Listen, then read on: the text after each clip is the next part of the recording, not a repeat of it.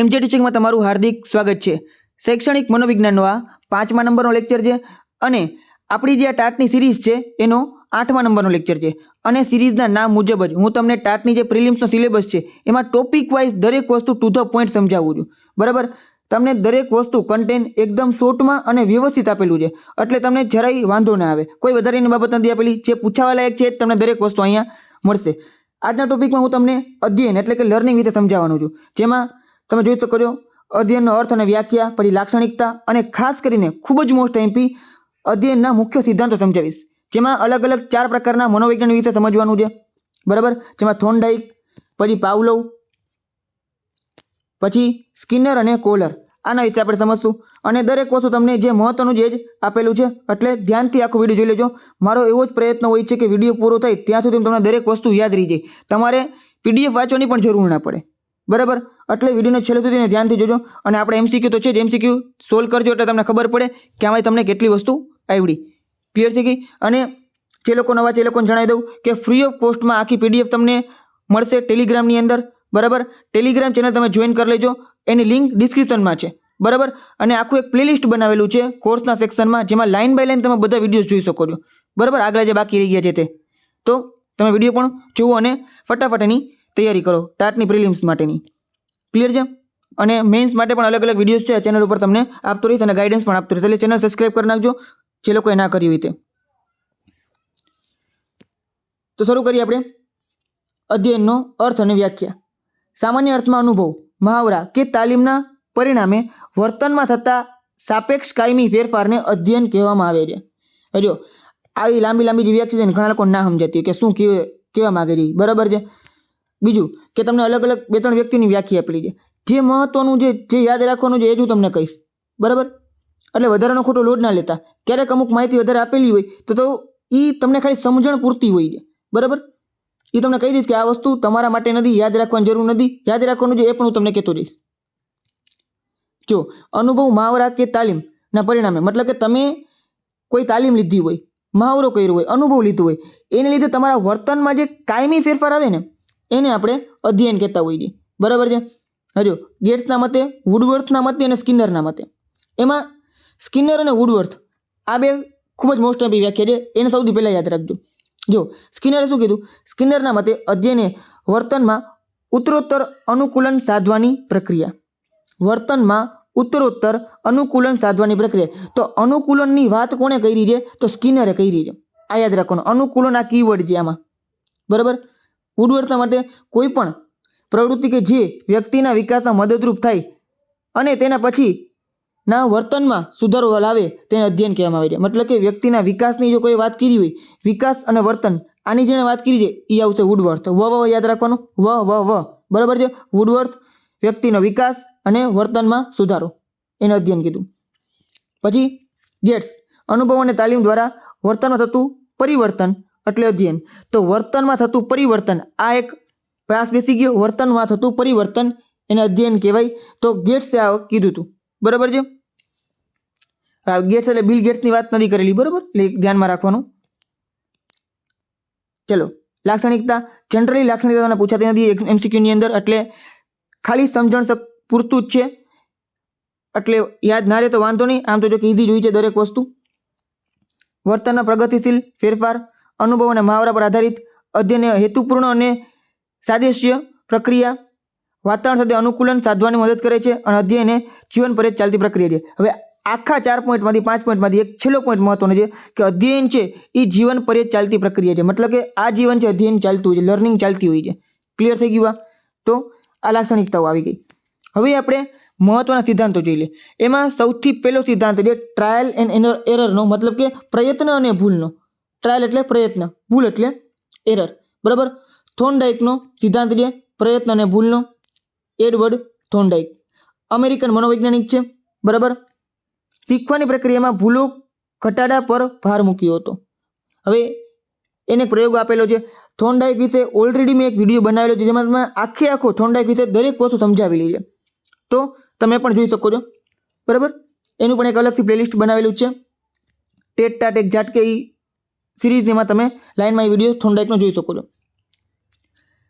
પ્રયોગ, તેમણે એક ભૂખી બિલાડીને પઝલ બોક્સમાં મૂકી ખોરાક, જેને આપણે ખોરાક કહેતા હોય, બરાબર, બહાર ખોરાક રાખ્યો જેમાં માછલી રાખેલી હતી. બિલાડીએ બહાર નીકળવાનો અને થોડાક આડાવાળા પ્રયત્નો કર્યા, પણ અંતે અચાનક હાથો દબાવતા દરવાજો ખુલી ગયો. વારંવાર પ્રયત્નોથી બિલાડી બિનજરૂરી હલનચલન ભૂલી ગઈ અને સીધો જ હાથો દબાવતા શીખી ગઈ. એટલે શું કીધું છે?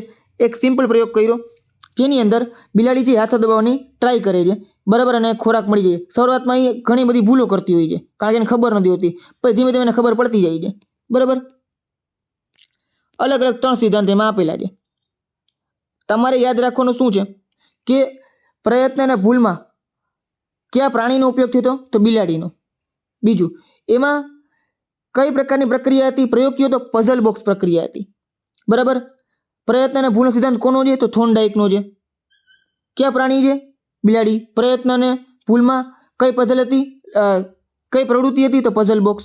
અને એના નિયમો કેટલા છે? તો 3 નિયમો છે, બરાબર. તત્પરતાનો નિયમ, લો ઓફ રેડીનેસ. જો શીખનાર માનસિક રીતે તૈયાર ન હોય તો તેને બળજબરીથી શીખવી શકાતું નથી, બરાબર. આપણા ક્લાસની અંદર પણ એવું થતું હોય કે જે બાળકને શીખવું જ ના હોય તો તમે બળજબરીપૂર્વક એને શીખવી શકતા નથી. અસરનો નિયમ, જે પ્રક્રિયાના અંતે સંતોષ મળે તે જલ્દી શીખાય છે.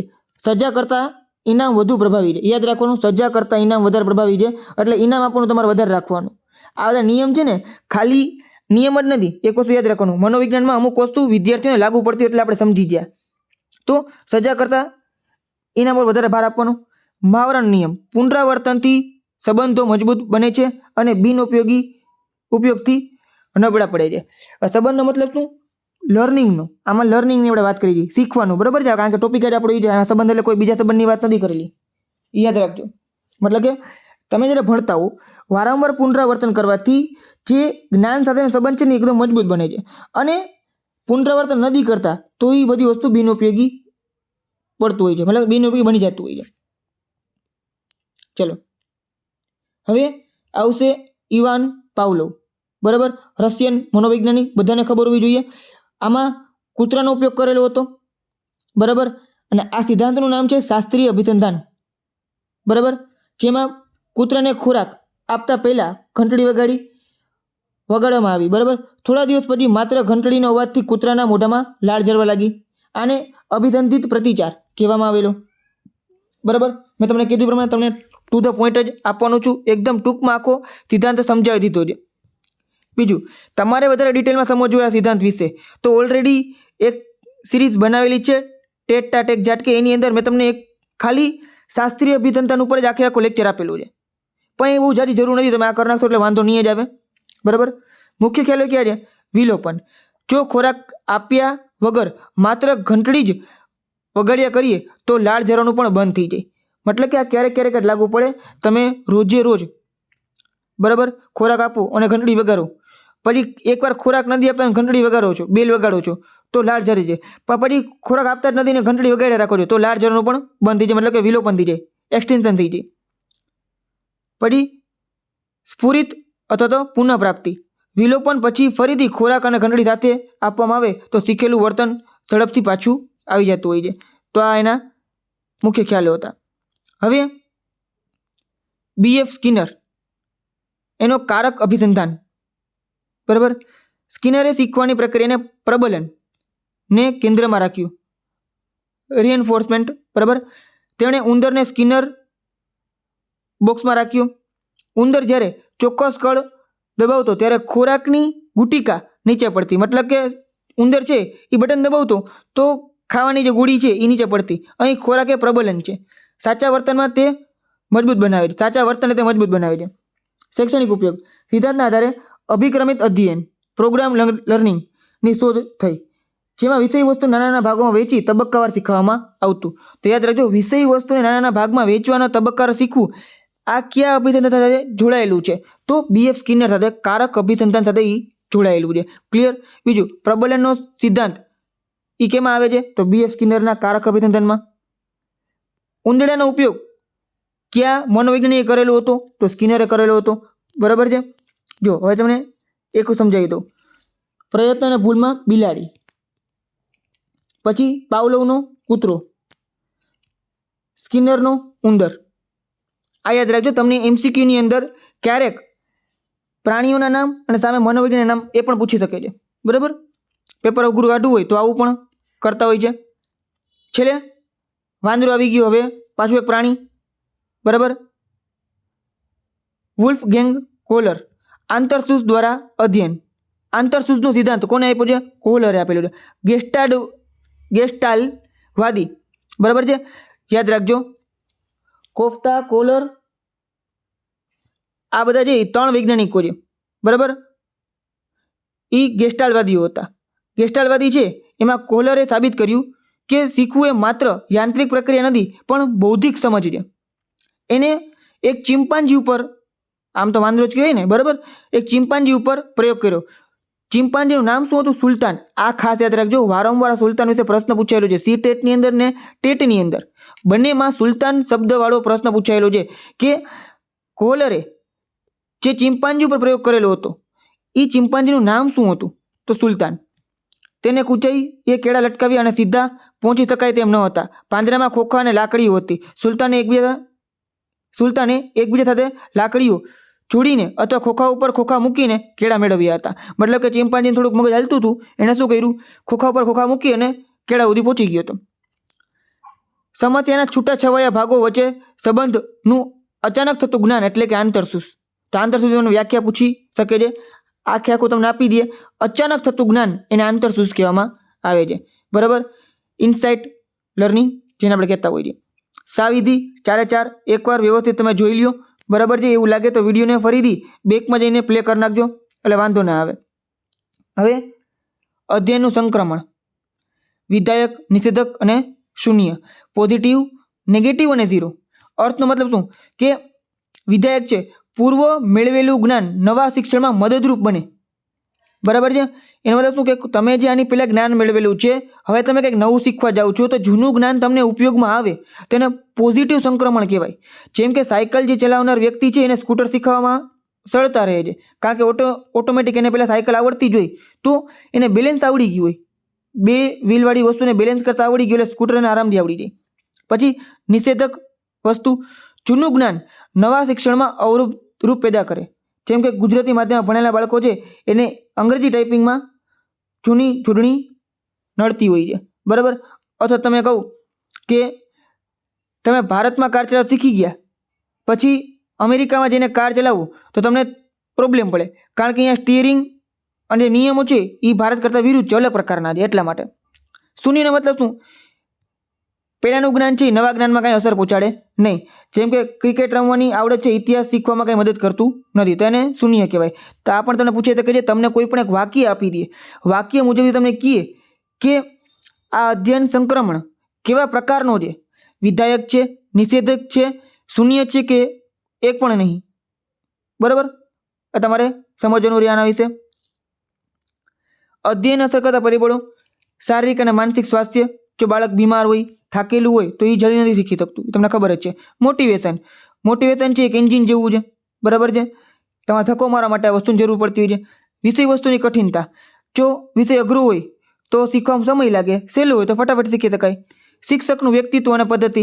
શિક્ષક આકર્ષક હોય, શિક્ષણની શૈલી વ્યવસ્થિત હોય તો પછી ફટાફટ શીખી શકે છે. બરાબર, બાકી શિક્ષક નબળું હોય, ઢીલો પોચો હોય તો પછી કાંઈ નથી થવાનું. ક્લિયર? ચાલો હવે મોસ્ટ આઈએમપી ક્વેશ્ચન મેં તમને કીધું જ છે કે હું તમને જે એમસીક્યુ કરાવીશ, એમસીક્યુની અંદર 5 પ્રકારની એક્ઝામના પૂછાયેલા એમસીક્યુનો સમાવેશ કરેલો છે ક્યાંક ને ક્યાંક.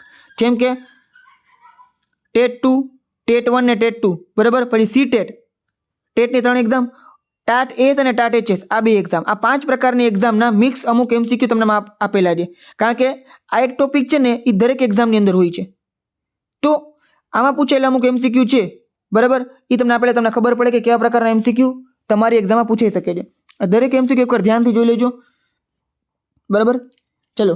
અનુભવ અને તાલીમ દ્વારા વર્તનમાં થતું પરિવર્તન. યાદ રાખો, વર્તનમાં થતું પરિવર્તન આ શબ્દ જેવું આવે એટલે તમારે ગેટ્સને યાદ રાખવાનું. બરાબર છે, તો ગેટ્સ યાદ તમને રહી જવું જોઈએ. આર્થર આઈ ગેટ્સ એ અધ્યયનને વર્તનમાં થતું પરિવર્તન દ્વારા વ્યાખ્યાયિત કર્યું છે. આર્થર આઈ ગેટ્સ, બરાબર, બિલ ગેટ્સ નથી. થોર્નડાઇકના બિલાડીમાં પ્રયોગમાં બહાર મૂકેલી માછલી શું છે? તો માછલી જે હતી ને એ આપણો ખોરાક હતો, અને ખોરાક એ એક શું છે, શું કામ કરે છે? ખોરાક છે એ ઉદ્દીપકનું, સ્ટિમ્યુલસનું કામ કરે છે, બરાબર છે. એ બિલાડીને ક્રિયા કરવામાં પ્રેરિત કરે છે. પ્રેરિત કરે છે મતલબ કે ઉદ્દીપકનું કામ કરે છે. જે આપણે વિજ્ઞાનના ઉદ્દીપક હોય છે ને, બરાબર, જે પ્રક્રિયામાં ભાગ ના લે પણ ઉદ્દીપકની હાજરીમાં એ પ્રક્રિયા થતી હોય તો એ સ્ટિમ્યુલસ કહેવાય એને. ખોરાક જોઈને લાળ ઝરવી એને શું કહેવાય? તો એને કહેવાશે, જો ખોરાક જોઈને જ લાળ ઝરવી, ઘંટડી વગરની લાળ ઝરવીની વાત નથી કરી. ઘંટડી વગરની લાળ ઝરવી એને કહેવાય અભિસંધિત પ્રતિચાર. પણ ખોરાક જોઈને લાળ ઝરવી એને કહેવાશે કુદરતી પ્રતિચાર.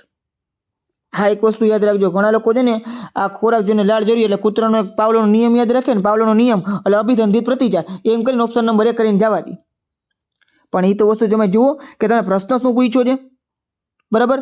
ખોરાક જોઈને લાળ ઝરવી તો બધાના મોઢામાં લાળ ઝરે જ ભાઈ. તમે ખોરાક જો તમારા મોઢામાં લાળ ઝરે સારી વસ્તુ ખાવ તો. અત્યારે તમે મનમાં વિચાર કરો કે ખાટું લીંબુ છે એ તમે ચૂસો છો તો મોઢામાં જરાક ખટાશ આવી જાય. શું કામ? કારણ કે આપણે વિચારી છીએ એટલે, બરાબર. તો આ કુદરતી વસ્તુ છે. કુદરતી વસ્તુ એને આપણે શું કહેવાય? અનકન્ડિશનલ રિસ્પોન્સ કહેવાય, કુદરતી પ્રતિચાર કહેવાય, બરાબર. અને જો ઘંટડી વગાડતા જ લાળ ઝરે છે તો આને અભિસંધિત પ્રતિચાર કહેવાય. આ તમને પ્રશ્ન પૂછી શકે છે, બરાબર. અભિક્રમિત અધ્યયન કયા સિદ્ધાંત પર આધારિત છે? અભિક્રમિત અધ્યયન તો BF સ્કિનરનું કારક અભિસંધાન એ અભિક્રમિત અધ્યયન ઉપર આધારિત છે, બરાબર. નાના નાના પગથિયા અને તરત પ્રબલન પર ભાર મૂકો, બરાબર છે. અભિક્રમિત મતલબ શું? Step by step. પરિણામનો નિયમ કયો કહેવાય? તત્પરતાનો નિયમ, અસ્તરનો નિયમ, મહાવરાનો નિયમ કે આત્મીકરણનો નિયમ? તો પરિણામનો નિયમ. પરિણામ મતલબ શું?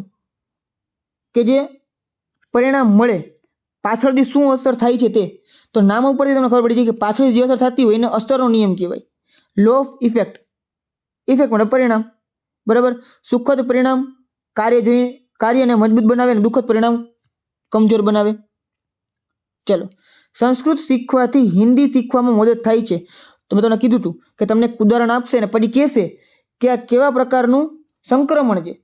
નિષેધક એટલે નેગેટિવ, શૂન્ય એટલે શૂન્ય જ કે કાંઈ ન કહેવાય, બરાબર. મતલબ કે કોઈ સંબંધ નથી. વિધાયક એટલે પોઝિટિવ. દ્વિપાર્શ્વ આવો તો આપણે કંઈ આવેલું જ નથી, બરાબર. લોકોએ વધારાને એક ઓપ્શન નાખી દીધો છે. તો સંસ્કૃત તમે શીખો છો અને હિન્દી તમને મદદ થાય છે તેને પોઝિટિવ કહેવાય. તો ઓપ્શન નંબર C એકદમ સાચો છે.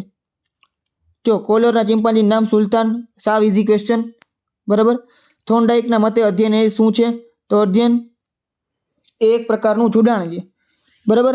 જોડાણ જે મતલબ ઉદ્દીપક અને પ્રતિચાર. થોર્નડાઇકનો એક ઉદ્દીપક કોણ હતો? તો થોર્નડાઇકે કોના ઉપર પ્રયોગ કર્યો હતો? બિલાડી ઉપર. અને બિલાડીમાં ઉદ્દીપક કોણ હતું? ખોરાક હતો, માછલી હતી, બરાબર. ખોરાક માછલી છે એ એક ઉદ્દીપક હતો. હવે પ્રતિચાર કોણ આપ્યો? બિલાડી આપ્યો. એટલે હું થયું? જોડાણ થયું. એટલે SR સ્ટિમ્યુલસ અને રિસ્પોન્સ, SR, બરાબર. બોન્ડ એને કહેવામાં આવે છે. પાવલોનો પ્રયોગમાં ઘંટડીનો અવાજ શું છે? ઘંટડીનો અવાજ કન્ડિશનલ સ્ટિમ્યુલસ મતલબ કે અભિક્રમિત જે ઉદ્દીપક, બરાબર. એટલે ઘંટડી કૃત્રિમ રીતે જોડાયેલ ઉદ્દીપક હતું. Option number A CS. હવે તમને આ છે ને આવી રીતના પૂછી શકે છે. કોઈક વાર આ તમે જોઈ શકો છો SR CS. તમને કોઈક વાર એવું લાગે કે CS ને SR ના બધું શું છે? આવું તો કંઈ ભણાય નથી.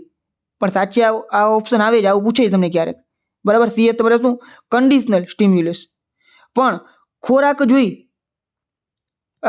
અને લાળ ઝરવી જે આપણે પહેલા શીખી ગયા હતા એ નેચરલ સ્ટિમ્યુલસ કહેવાય, તો NS કહેવાય, બરાબર. જૂની આદતો નવી બાબત શીખવામાં અવરોધરૂપ બને, બરાબર. તો એને શું કહેવાય?